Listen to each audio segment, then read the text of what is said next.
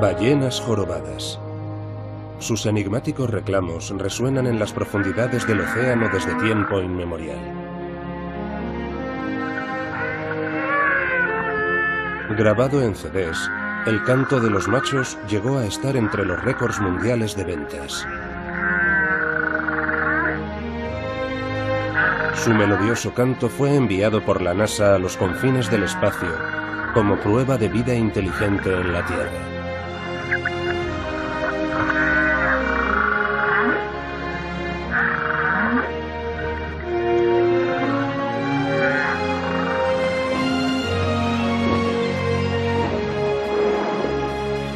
Observaremos la diversidad de comportamientos de estas ballenas jorobadas visitando sus territorios de alimentación en Alaska y también el hemisferio sur frente a la costa de Tonga, donde se aparean y tienen descendencia.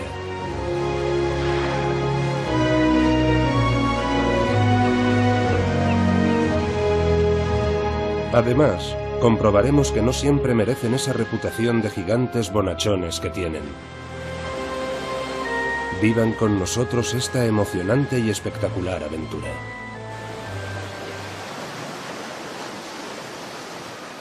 Gigantes de las profundidades.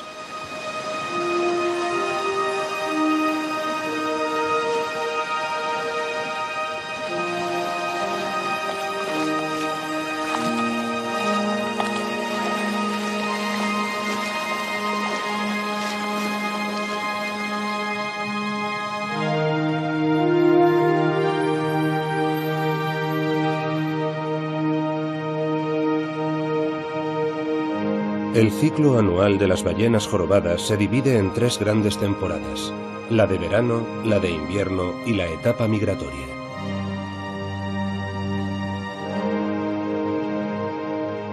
Debido a las diferentes características de los lugares donde las ballenas pasan estos periodos, su comportamiento típico también varía en función de la temporada.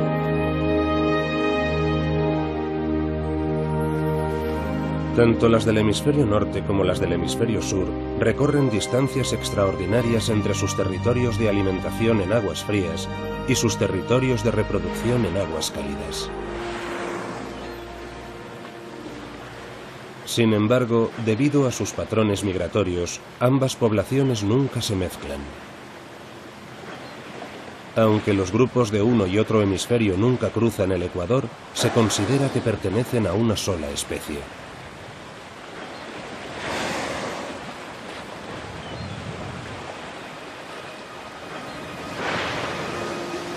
Al final del invierno, las ballenas jorobadas abandonan sus territorios de apareamiento y emigran a sus respectivos lugares de alimentación estivales. Muchas rémoras aprovechan la oportunidad y se apuntan a la excursión a modo de polizones, por así decirlo. De esa forma, además de ahorrar fuerzas, se aprovechan del descomunal tamaño de las ballenas, que les ofrece un elemento de protección frente a agresores. Cuando abandonan sus lugares de apareamiento, pierden sus rémoras.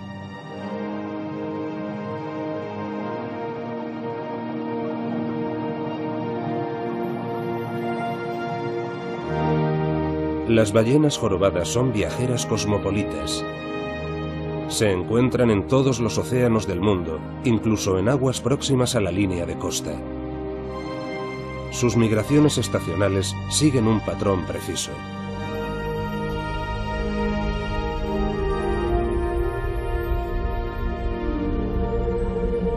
En el Pacífico Sur, emigran al final del verano desde las zonas de alimentación del Antártico hacia el norte, con destino a las resguardadas calas de sus territorios de apareamiento tropicales y subtropicales. Simultáneamente, las del Pacífico Norte, donde el invierno ha llegado a su fin, abandonan sus territorios de apareamiento tropicales y subtropicales y emigran a los territorios de alimentación estivales, entre los cuales está Alaska.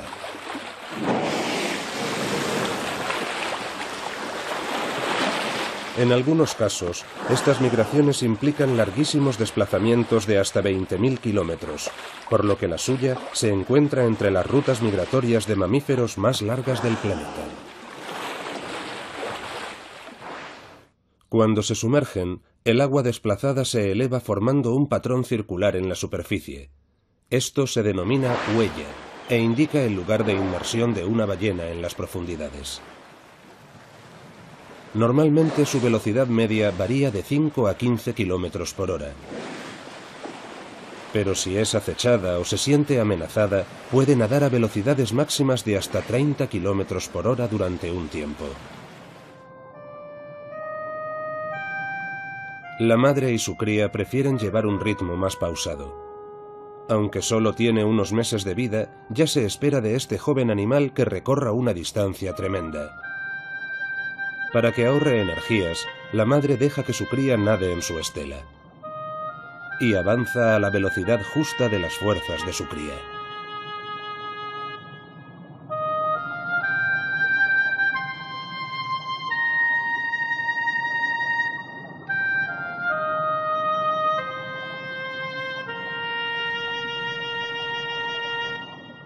Cuando el vallenato se cansa, su madre lo empuja suavemente hasta la superficie para que respire. Este comportamiento también se observa en las hembras inmediatamente después del nacimiento de sus crías.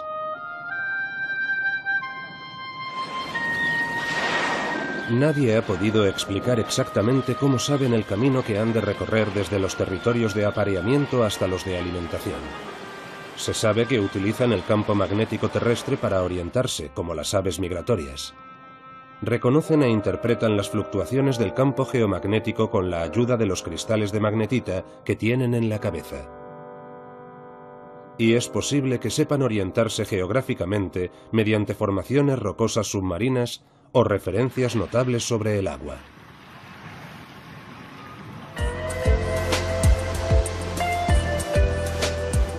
Tonga.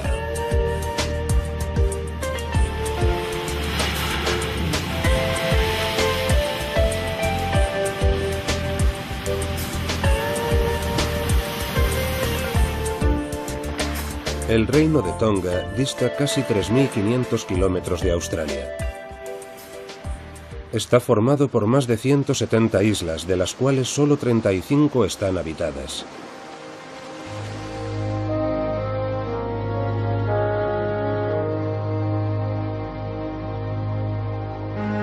Estas bahías, protegidas por arrecifes de coral, son escenario cada año de un espectáculo de la naturaleza sin comparación en el resto del mundo.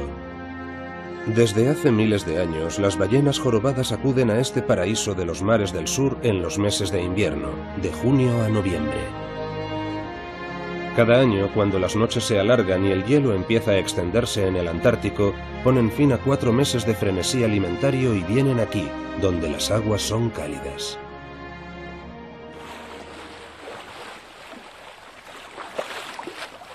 Aquí los poderosos mamíferos se dedican a la propagación de la especie. Las hembras embarazadas empiezan a parir al poco de su llegada.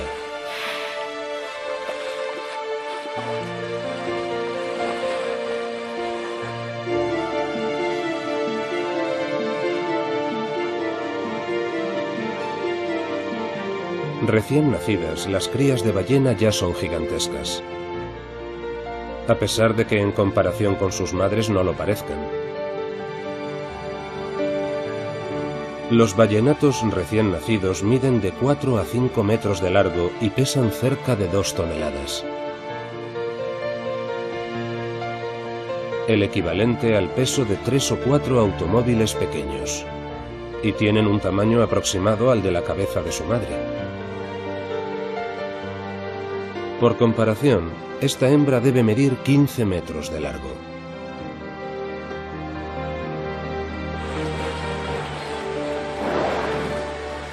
En los primeros meses de vida, la cría es amamantada con más de 100 litros de leche al día.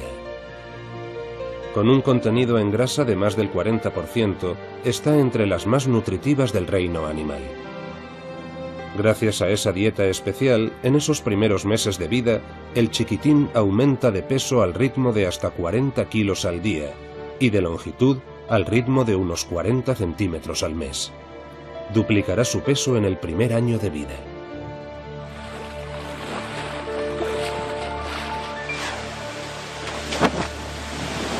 Aún no ha llegado el momento de que los pequeños empiecen a ganarse la vida. Ahora lo único que tienen que hacer es jugar, crecer a la mayor velocidad posible y fabricar un montón de grasa. No podrían sobrevivir en el Antártico sin una capa de grasa aislante y la generan con ayuda de la leche materna, de alto contenido en grasa. En unos pocos meses deben ser grandes y fuertes y estar preparados para la peligrosa travesía hasta las aguas polares del Antártico.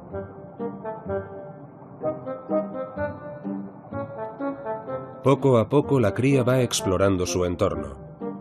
Siempre está aprendiendo algo y poniendo a prueba sus limitaciones. Retoza bulliciosamente como un bebé a la hora del baño, como si no supiera qué hacer con todo ese exceso de energía y entusiasmo por la vida.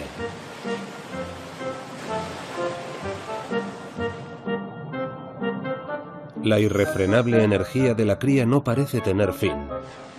La vida es un placer para la joven cría. No baja el ritmo en ningún momento, ni siquiera al final del día. Basta de juerga por hoy. La cría la sigue a regañadientes.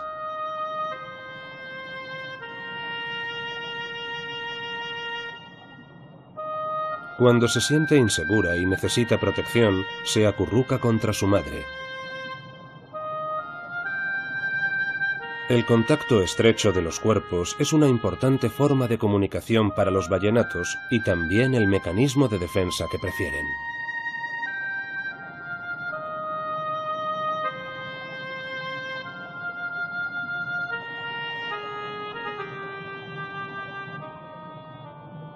El Pacífico es el mayor océano del mundo. Abarca el 35% de la superficie del planeta. Contiene más de la mitad de todo el agua de la Tierra. Alaska y Tonga no podían ser más diferentes. En Tonga, el agua tiene una temperatura cálida muy agradable y de una claridad cristalina. El entorno perfecto para la prole de las ballenas. Pero la vida en las cálidas aguas del Pacífico tiene un grave inconveniente. Toda la zona es como un desierto acuático. Apenas hay peces aquí, por lo que las ballenas jorobadas no tienen nada que comer. Por eso deben emigrar cada año a latitudes más frías en busca de alimento en cantidad suficiente. Aquí el agua es tan clara porque no contiene plancton. Las termoclinas, que son capas de agua con distintas temperaturas, mantienen los nutrientes atrapados a profundidades mayores. Sin estos nutrientes, el plancton no se puede desarrollar en las luminosas y cálidas regiones de aquí arriba. El plancton es la base de la alimentación de los peces y, por tanto, un requisito imprescindible para toda forma de vida marina. A lo largo de los 8 meses que permanecen en estos territorios de apareamiento, las ballenas jorobadas no ingieren nada, ni tampoco durante el movimiento migratorio. Todo ese tiempo subsisten gracias a las reservas de grasa que han acumulado en su organismo. Resulta especialmente agotador para la hembra. Aún así, cada día alimenta a su cría.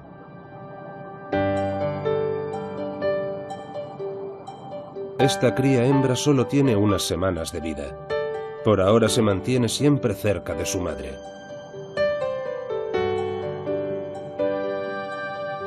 Solo se aparta de ella para ascender un momento a la superficie a tomar aire.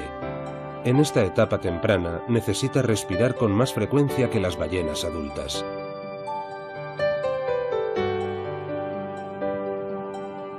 Pero aunque la madre esté descansando en aguas más profundas, nunca pierde de vista a su cría. Ella sabe el motivo. Los tiburones oceánicos de puntas blancas. Son moradores de alta mar sumamente especializados. Han aprendido a sobrevivir en las vastas extensiones del océano abierto, donde apenas hay alimento.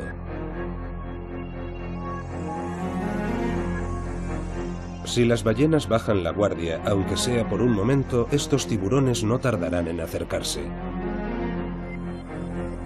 Cuando ya han avistado una posible presa, no es fácil disuadirlos.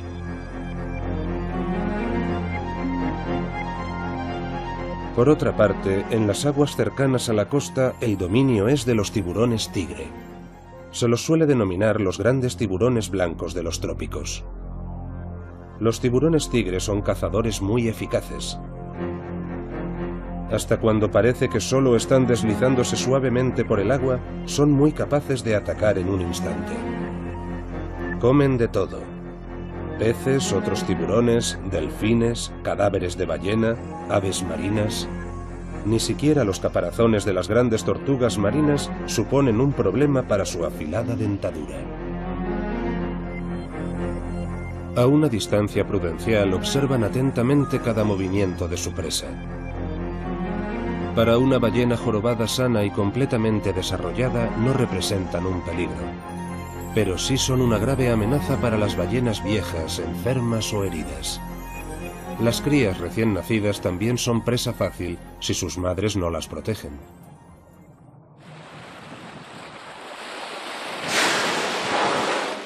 Los cetáceos barbados tienen dos orificios nasales o espiráculos, uno junto al otro. Igual que los seres humanos, las ballenas respiran con sus pulmones. En cuanto se sumergen en el agua, los espiráculos se cierran. Un reflejo les impide respirar bajo el agua. Gracias a él, es imposible que inhalen agua involuntariamente mientras duermen sumergidas.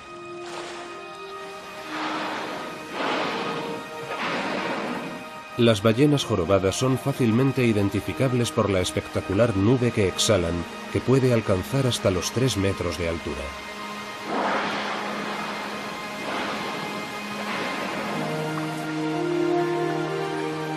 Esta nube o chorro se forma cuando el aire caliente, sometido a una fuerte presión en los pulmones de la ballena, es expulsado de golpe a una velocidad de hasta 500 kilómetros por hora. El aire exhalado se enfría rápidamente y se condensa. La nube está formada básicamente por aire condensado junto a pequeñas cantidades de agua salada que se acumula en las cavidades de los orificios nasales y a minúsculas gotas de mucosidad oleaginosa procedente de los pulmones.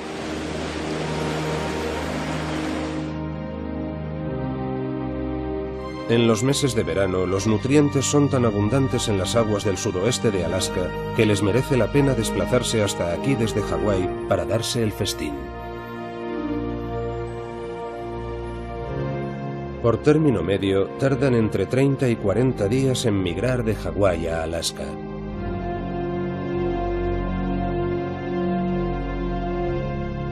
En verano, cuando el sol está muy alto y luce en el cielo durante más de 17 horas al día, sus rayos penetran profundamente en estas aguas ricas en minerales y nutrientes. Esto es fitoplancton flotando en el agua. La mayoría de estos microorganismos solo miden décimas de milímetro. Un examen de este mundo microscópico nos permite descubrir sus admirables formas. Estas minúsculas criaturas son el productor de biomasa más importante de los océanos. generan más oxígeno que cualquier otra planta del planeta.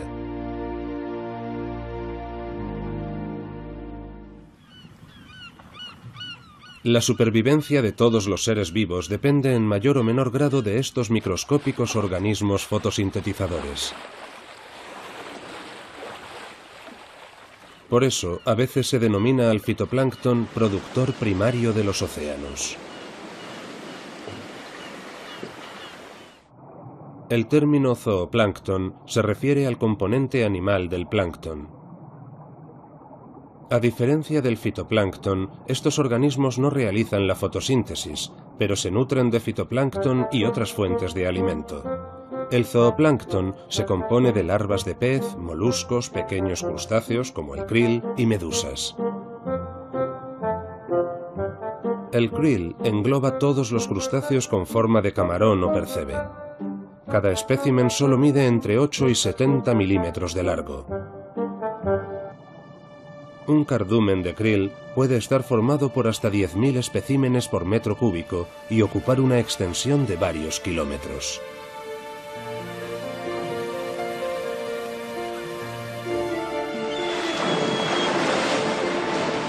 Aquí el agua es tan rica en nutrientes que los parásitos instalan su residencia en las ballenas jorobadas. Como éstas se encuentran entre los nadadores más lentos del océano, estos percebes suelen adherirse a su cabeza, sus aletas y su cola. A veces incluso aparecen recubiertas de manchas amarillas causadas por algas diatomeas.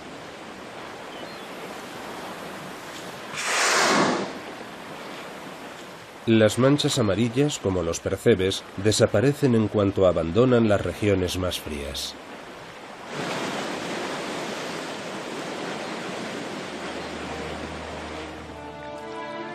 A diferencia de los mares que rodean Alaska, aquí en Tonga la agradable temperatura del agua oscila entre 24 y 28 grados centígrados. Cuando las ballenas se acaloran en exceso debido a sus capas de grasa aislante, no tienen más que elevar su cola fuera del agua. Aunque parecen hacerlo sin esfuerzo, la cola horizontal de las ballenas jorobadas pesa varias toneladas. El aire enfría los capilares sanguíneos bajo la piel de su aleta caudal. La sangre enfriada vuelve a fluir al resto del cuerpo y hace descender la temperatura general. Esta cría trata de imitar el comportamiento de su madre, pero no es tan fácil como parece.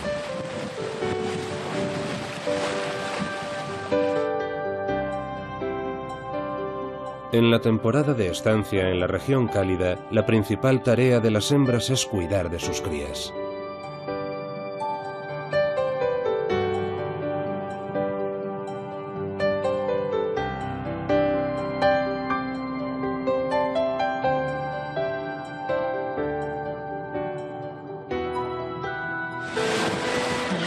Por su parte, los machos pasan la mayor parte del tiempo intentando impresionar a los otros machos, atraer a las hembras y repeler a los rivales. Rebosantes de energía y testosterona, los machos desafían a sus adversarios con espectaculares demostraciones de fuerza.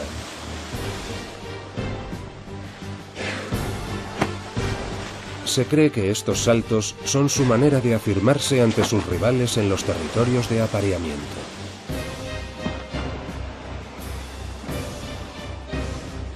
Es una demostración de poder y dominio verdaderamente impresionante.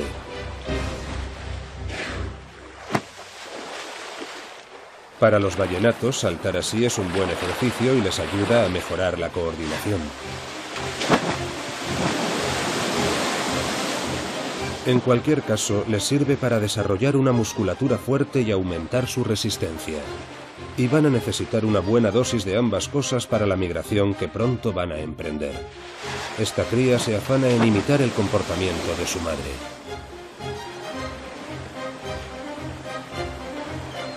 En los territorios de alimentación, un solo salto puede marcar la escisión de un grupo de alimentación. A partir de ahí, dejan de alimentarse en ese lugar. La manada de ballenas emprende la retirada.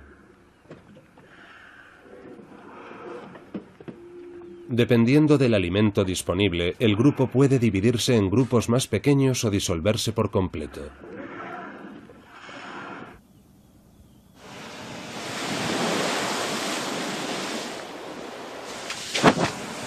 Dar saltos repetidamente también es una manera eficaz de librarse de los parásitos.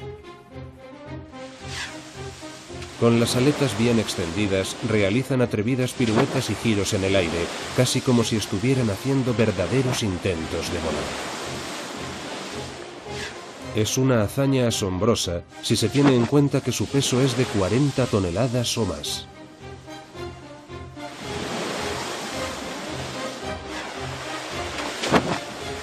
Es comprensible que parezcan algo cansadas después de realizar varios de estos saltos.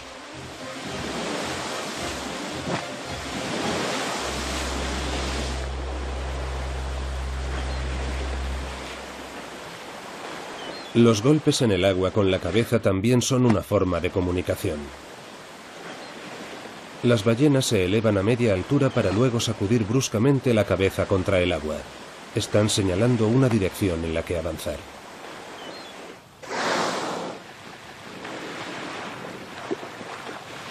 En este periodo no han comido absolutamente nada.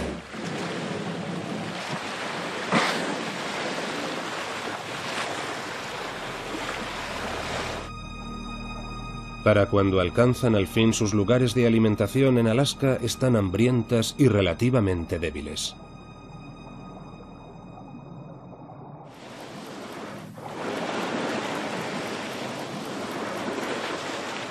Ha llegado la hora de comer.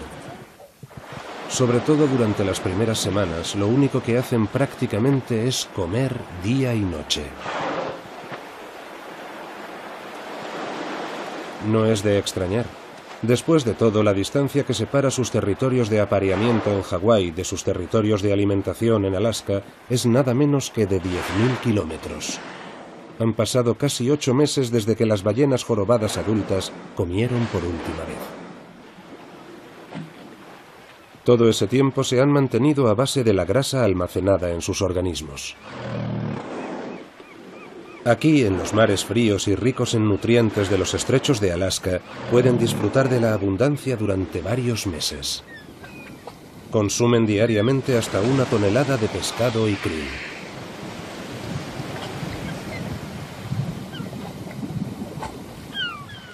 Las ballenas saben por experiencia que encontrarán gigantescos bancos de arenques en los estrechos.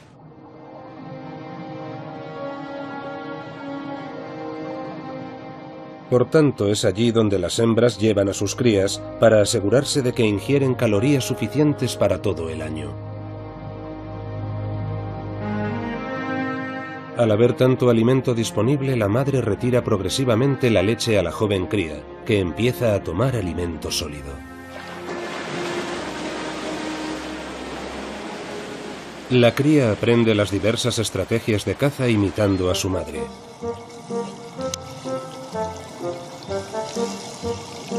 Al principio no es fácil hacer una red de burbujas.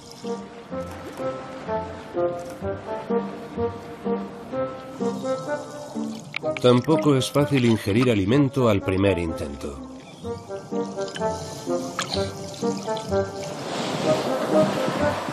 A pesar de ello, la cría parece encantada con sus primeros intentos de captura.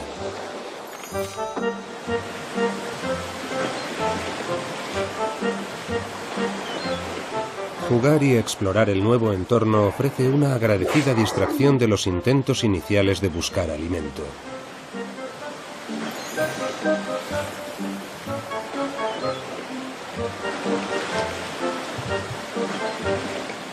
Y mientras juega, la cría sigue adquiriendo fuerza y mejorando su coordinación.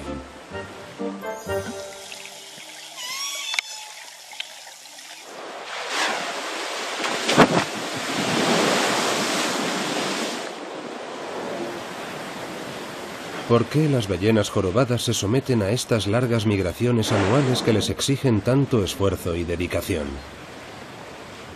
¿Por qué no se quedan aquí sin más, donde el entorno es cálido y agradable? ¿O por qué no se quedan en las aguas frías, donde hay abundancia de comida? La respuesta es sencilla. Ahorran energía emigrando a los trópicos en lugar de pasar el invierno en las regiones frías. Aquí el agua está mucho más fría en invierno. Los ejemplares completamente desarrollados tienen una capa de grasa de unos 15 centímetros de grosor.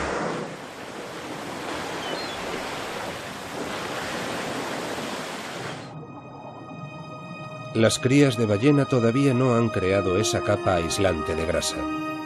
Sin ella no serían capaces de sobrevivir en el agua fría. Necesitan un entorno rico en nutrientes y altamente productivo para satisfacer su descomunal necesidad de alimento en muy pocos meses. En general, los océanos producen más alimento en las regiones templadas que en los trópicos. Nadie sabe bien qué criterios siguen las ballenas a la hora de formar una manada de caza. Pero lo que sí sabemos es que en función de la cantidad de alimento disponible, las manadas pueden permanecer unidas una temporada tras otra o disolverse al poco tiempo.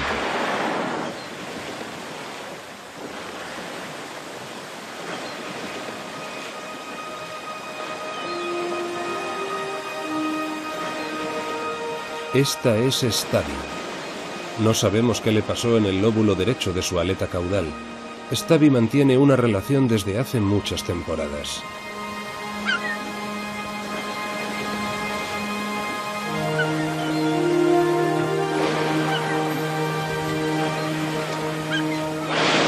Ella y su amigo Buddy siempre se alimentan juntos.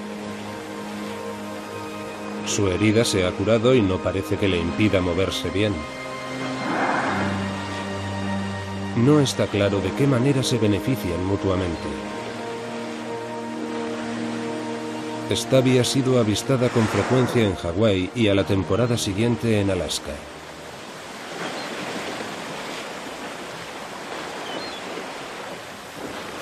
De vez en cuando es posible verla incluso dando saltos. Nadie supo durante mucho tiempo si Stubby era macho o hembra, hasta que un día regresó de Hawái con una saludable cría a su lado.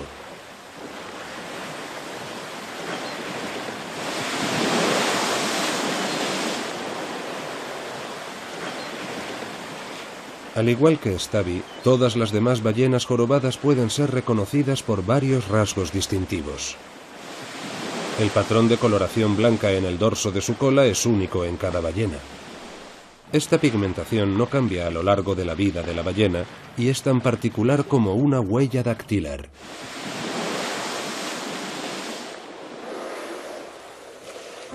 La pigmentación de la panza también es única en cada ejemplar y sirve para identificar a cada ballena. En una reducida manada de caza, formada por ejemplares tan reconocibles como Stubby y Buddy, la observación del comportamiento alimentario de sus miembros resulta especialmente fácil. En esta maniobra de caza, Stubby siempre asciende verticalmente colocado a la derecha de Buddy, mientras Buddy asciende en posición lateral. Los miembros de la manada reproducirán durante años la misma coreografía. Stubby y Buddy también han sido avistados en otro grupo más grande, y también en ese caso, Stubby siempre asciende en posición vertical.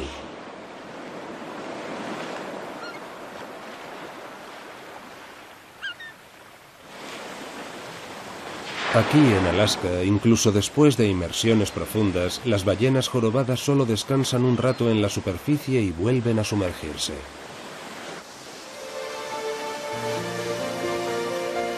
En cambio, en los lugares de reproducción, las ballenas se lo toman con más calma.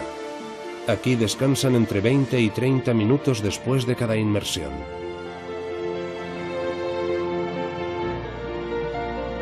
Normalmente duermen cerca de la superficie o directamente en ella, ya sea de día o de noche. Para los mamíferos que viven en el agua, el control de la respiración durante el sueño tiene una importancia vital. La respiración de una ballena mientras duerme está coordinada de tal forma que solo inhala en la superficie, sin que tenga que despertar cada vez que necesita respirar.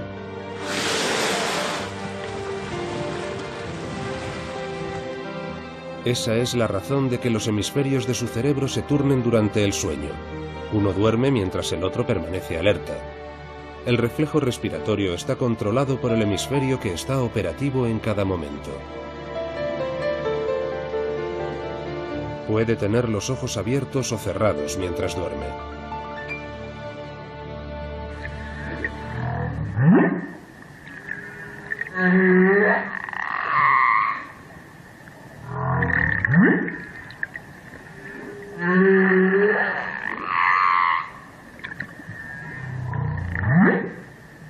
Estos cantos de apareamiento solo son interpretados por los machos y únicamente en los espacios de reproducción.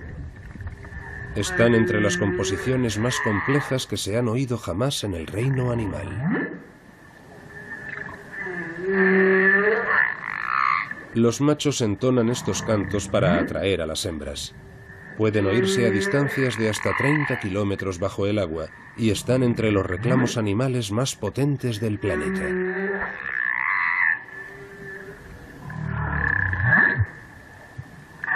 Durante años no se supo cómo articulaban estos sonidos las ballenas. No poseen cuerdas vocales. Hoy sabemos que producen estos sonidos gracias a unas cavidades modificadas que terminan en los orificios nasales y a una laringe modificada. Sus vocalizaciones abarcan una compleja secuencia de más de 600 sonidos emitidos en una amplia banda de frecuencias. Cada una de sus canciones se divide en estribillos que repiten a intervalos regulares. Una sola canción puede durar entre 6 y 35 minutos. Un concierto completo hasta 24 horas. Solamente existe otro animal con una capacidad creativa semejante, y es el ser humano. El océano se transforma en una sala de conciertos.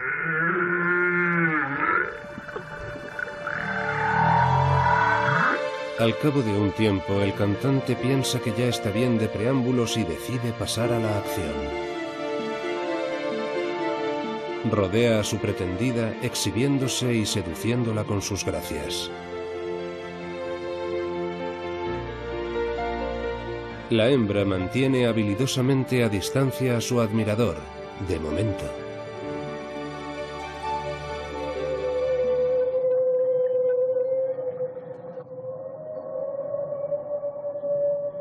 Estos extraños sonidos también los emiten las ballenas jorobadas. Sus enigmáticas melodías resuenan en las ensenadas de los estrechos de Alaska. A diferencia de los cantos que se oyen en Tonga, estos no son reclamos de apareamiento, sino parte esencial de una complicada técnica de caza.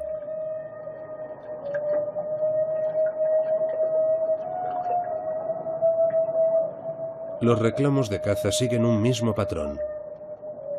Después de un último reclamo en tono ascendente, se produce un breve silencio, y de repente las ballenas surgen entre las aguas revueltas con la boca abierta de par en par.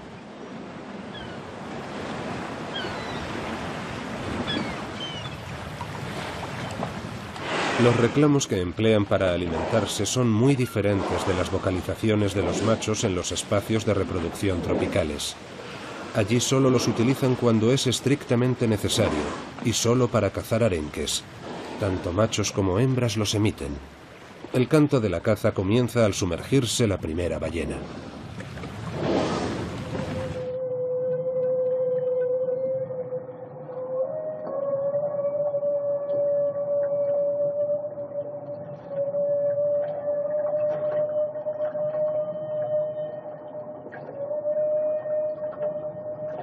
Los especiales reclamos de presas de las ballenas jorobadas en Alaska oscilan en un rango de frecuencias de entre 360 y 988 hercios. Es precisamente el rango de frecuencias que suscita la respuesta más potente de los arenques, ya que causa el pánico entre ellos. Cuando surge un peligro, los bancos de peces nadan más juntos, formando una densa masa. Esta reacción instintiva finalmente será su perdición.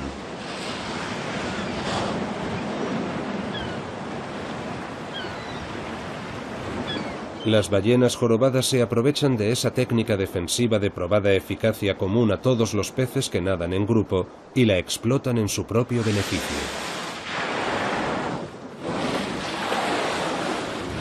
Mientras, en Tonga, las ballenas se preparan para el momento culminante de la temporada.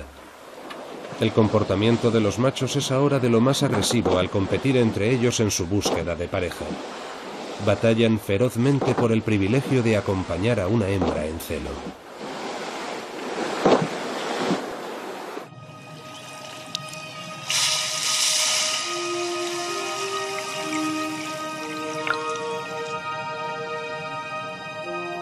En los territorios de apareamiento, un macho en busca de pareja suele acompañar a las hembras y sus crías. Estas ballenas se denominan escoltas. La escolta a menudo acompaña a la hembra solo unas horas, aunque a veces lo hace un día entero o más.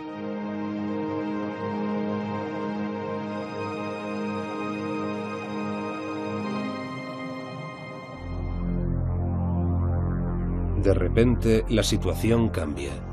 Un grupo de machos se aproxima a gran velocidad. La hembra, su cría y el escolta se ponen nerviosos y aceleran el paso.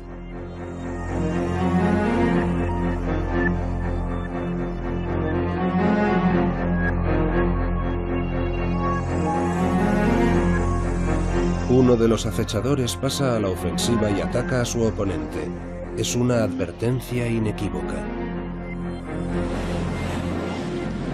Todos los machos que compiten aspiran a acercarse todo lo posible a la hembra.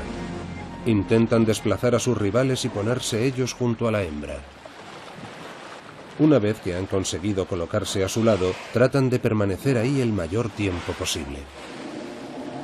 El tumulto que se forma en el agua puede oírse a gran distancia y capta la atención de otras ballenas. Atraídos por la ruidosa actividad, otros machos se acercan e intentan participar en el cortejo. Si los duelos son así de feroces, significa que hay algo por lo que vale la pena luchar. Tal vez sea una hembra sexualmente madura y lista para aparearse. Los rivales ponen toda la carne en el asador, demostrando su poderío de todas las formas que saben. Chocan entre ellos, hacen burbujas, golpean el agua con la cabeza, la cola y las aletas. A veces incluso realizan saltos sobre sus oponentes.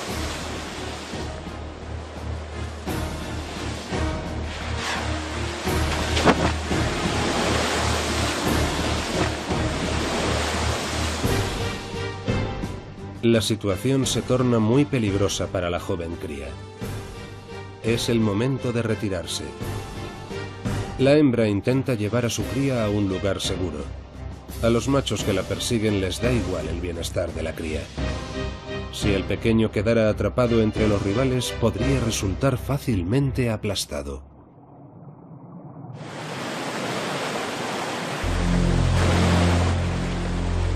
La cría sacude su cola para demostrar su rechazo a los agresores. Intenta impresionarlos, como ha aprendido a hacerlo de su madre. Pero los machos no parecen tenerlo muy en cuenta. Ahora la madre también empieza a golpear a los asaltantes con su aleta caudal.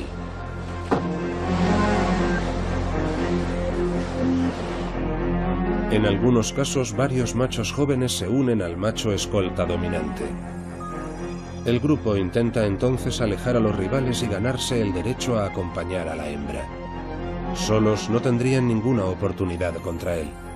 Pero actuando juntos, a veces encuentran la manera de alejar a un rival y aparearse con la hembra. Solo esperan una ocasión propicia, cuando sus adversarios estén agotados. Cuando dos bandos pelean, otros se aprovechan.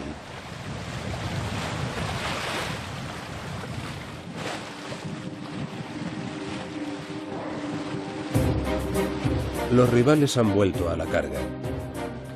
Ahora vuelve a ser uno contra el resto. Para evitar que los machos se apareen con ella, la hembra se gira sobre su lomo. Pero todos los machos saben que lo único que tienen que hacer es esperar. Tarde o temprano, la hembra tendrá que darse la vuelta otra vez para respirar. De nuevo, el macho escolta intenta mantener a todos sus rivales alejados de la hembra y su cría. Una cortina de burbujas obstruirá por un tiempo la visión de sus adversarios. Parece una situación límite para la madre y la cría. Cada vez se incorporan más machos a la pelea. Los agresores están en una posición de superioridad. Es imposible describir lo selectivas que son las hembras a la hora de decidirse por un macho o saber los criterios que aplican para tomar esa decisión. Elegirá al macho más fuerte, al que pueda aportar los mejores genes a su descendencia para optimizar sus oportunidades de supervivencia. Luego, como respondiendo a un mensaje secreto, la persecución termina tan de repente como empezó. Vuelve a hacerse la calma y todos se van por su camino.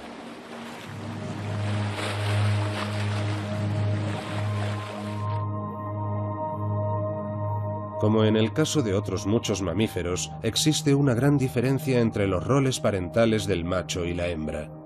De vez en cuando los machos tienen que librar una gran batalla por una hembra, pero luego pasan sin más a aparearse con tantas hembras como pueden. Por su parte, la hembra hace sacrificios increíbles por su descendencia. Su embarazo dura cerca de 1 año, y una vez que nace la cría, se dedica a su crianza durante casi 12 meses, sin comer nada hasta que llega a los territorios de alimentación. Sin ninguna ayuda del macho.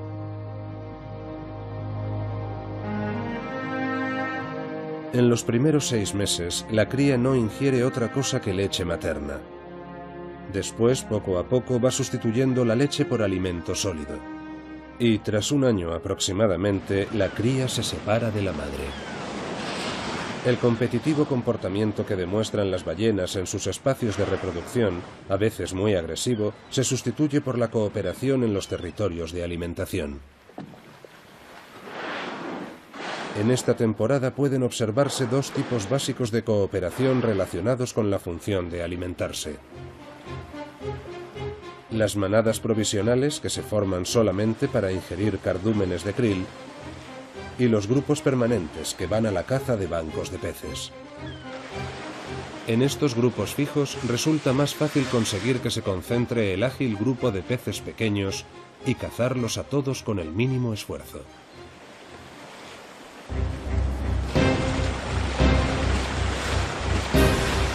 Las toscas barbas de las ballenas jorobadas son especialmente adecuadas para atrapar el krill y los peces pequeños que nadan en bancos. No pueden comer nada de mayor tamaño.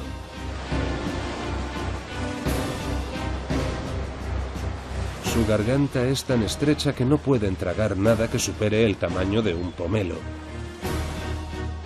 Las ballenas jorobadas tienen mayor inventiva que otros muchos cetáceos barbados en cuanto a técnicas de caza. He aquí 2 inteligentes métodos particularmente impresionantes que utilizan para cazar a sus presas: la red de burbujas y la embestida. Tanto las ballenas que nadan en solitario como las que van en grupo pueden emplear ambas técnicas para alimentarse ellas solas o en comunidad. Para ello es imprescindible un complejo sistema de organización y comunicación del grupo. La estrategia de caza más fascinante de todas es probablemente la red de burbujas. Las ballenas jorobadas son las únicas ballenas que la utilizan, y solo lo hacen en Alaska.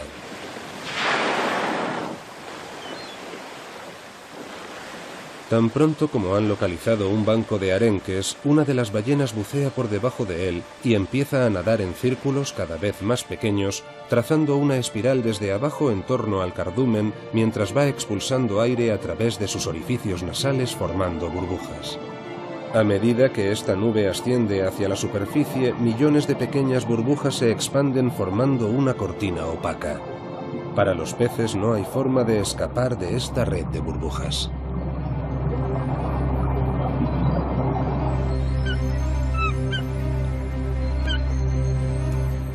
Una vez formada la red, las ballenas jorobadas nadan hacia arriba en vertical por el interior del cilindro de burbujas con la boca completamente abierta hasta que salen a la superficie. Un solo ejemplar puede formar una red de burbujas de unos 4 metros de diámetro y sabe aprovecharla muy bien. Si hay abundancia de arenques, se formarán nutridos grupos de ballenas hasta de 20 ejemplares para participar en la expedición de caza. La red de burbujas que forman puede llegar a tener más de 25 metros de diámetro.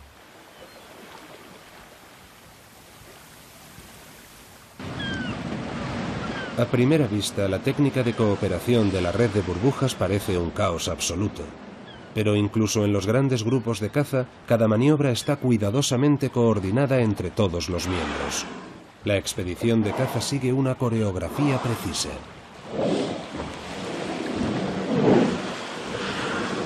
Invariablemente, una de las ballenas se sumerge primero y crea la red de burbujas. A continuación, otras ballenas se sumergen y la siguen. Cada miembro del grupo ocupa siempre el mismo lugar. Es prodigioso que ninguna resulte herida en este organizado caos. Dependiendo del tipo y la cantidad de alimento y su distribución, la composición de estos grupos de caza puede cambiar o permanecer estable durante periodos más largos. Lo que resulte más ventajoso. En algunos casos, una ballena dominante o con mucha experiencia asumirá el liderazgo en grupos distintos en días diferentes. A través de la cooperación, un grupo variopinto de individuos pasa a ser una compleja unidad social con una meta común: conseguir presas de la manera más satisfactoria y haciendo el menor gasto energético posible. Gracias a la cooperación, las ballenas jorobadas acorralan con éxito a los hábiles y rápidos peces pequeños, lo que les permite ahorrar energía y esfuerzos.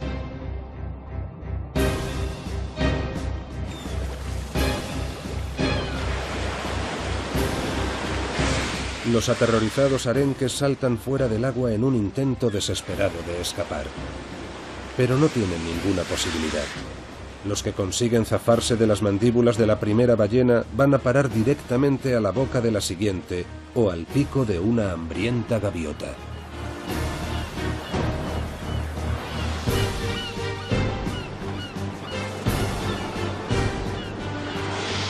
Cuando cierran su boca rebosante de alimento, los pliegues gulares de su garganta se hinchan grotescamente.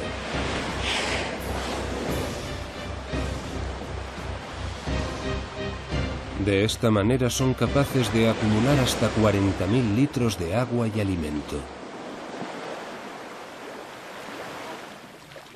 Al cerrar la boca, las ballenas usan la lengua para empujar el agua contra las barbas con forma de peine. Los arenques y el krill quedan atrapados en las barbas y finalmente son tragados. Una técnica tan sofisticada como esta es producto de una inteligencia extraordinaria y del trabajo en equipo.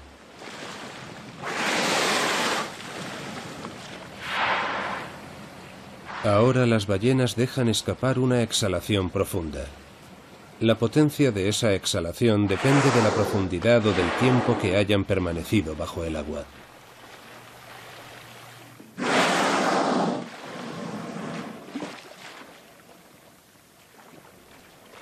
La otra técnica que también emplean las ballenas jorobadas para alimentarse se denomina embestida y consiste en recorrer a una velocidad lenta y constante las aguas ricas en nutrientes con la boca completamente abierta. Este método no requiere ninguna estrategia especial y con él capturan sobre todo krill de natación lenta, fundamentalmente en las zonas donde la comida está más dispersa.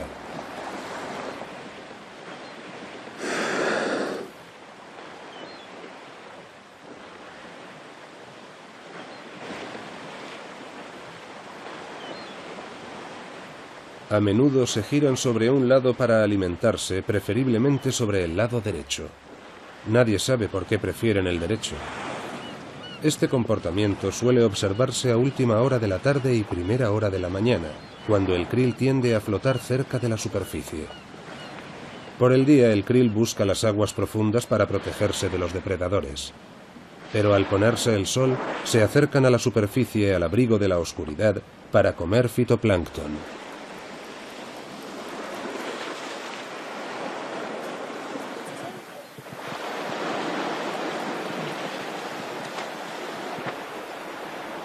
Si hay suficiente cantidad de krill en la superficie, lo normal es que varios ejemplares sumen fuerzas para colaborar en la denominada técnica del escalón. Nadan todas muy juntas en una formación en diagonal y ascienden a la superficie de la misma forma, una detrás de otra. Alineadas de esta manera, atraviesan la sopa de krill como redes de pesca desplegadas.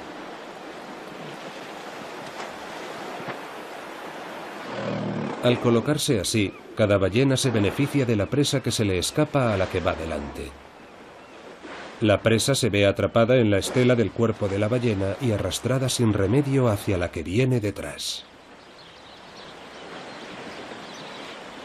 Otras especies se benefician también de las estrategias de caza de las ballenas. Para conseguir algo de krill, que normalmente nada a profundidades inaccesibles para los falaropos picofino, estas aves utilizan un truco especial. Cuando una ballena jorobada ya ha comido y decide sumergirse, su cola desplaza gran cantidad de agua. El krill queda atrapado en el torbellino que se forma y es ascendido a la fuerza a la superficie. Allí las aves consiguen capturas fáciles.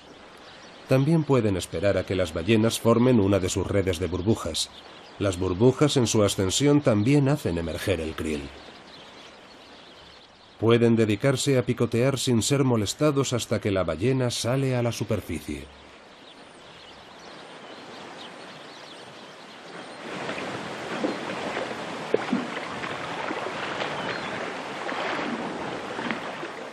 Cuando la temporada de caza se acerca a su fin y las ballenas han comido hasta la saciedad, dejan de centrarse exclusivamente en alimentarse. Hacen pausas más largas y frecuentes y descansan.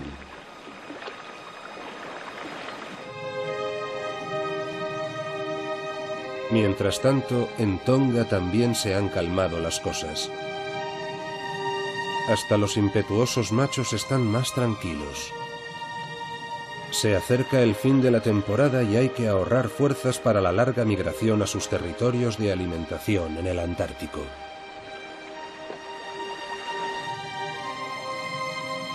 Ballenas del tamaño de un submarino se dejan llevar por la corriente a la deriva.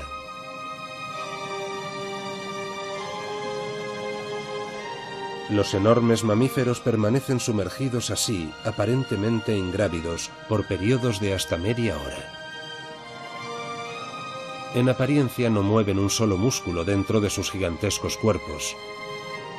Puede que sea la manera de reservar fuerzas para actividades más importantes, o que simplemente hayan decidido tomárselo con tranquilidad durante un rato.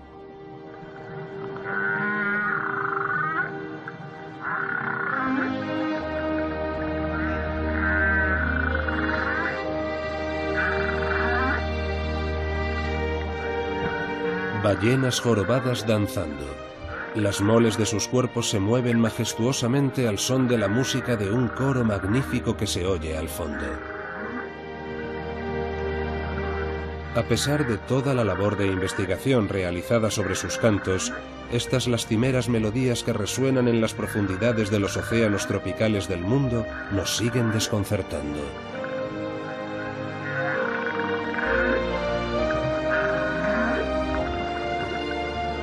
Sin duda, las ballenas son muy inteligentes, pero también inescrutables, y se encuentran entre las especies más fascinantes de nuestro planeta.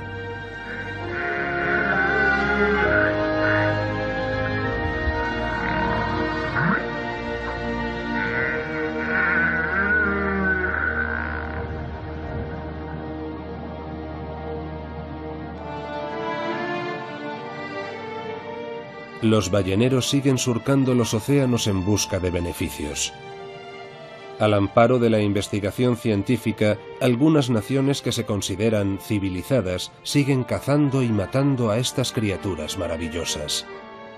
La carne de ballena está tan contaminada en la actualidad que prácticamente no es apta para el consumo humano. Sin embargo, prosigue la cacería sin sentido.